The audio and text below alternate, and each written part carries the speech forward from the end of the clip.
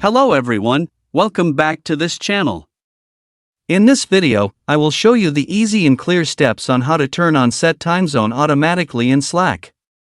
So how to turn on Set Time Zone automatically in Slack? Make sure you keep watching this video until the end. Let's get started right away. Firstly, open the Slack app on your Android device. This is the initial screen of the Slack app. Next, tap the profile icon at the top right of the screen. And a menu like this will appear.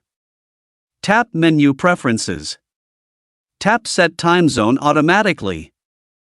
So that's it, tutorial how to turn on Set Time Zone automatically in Slack.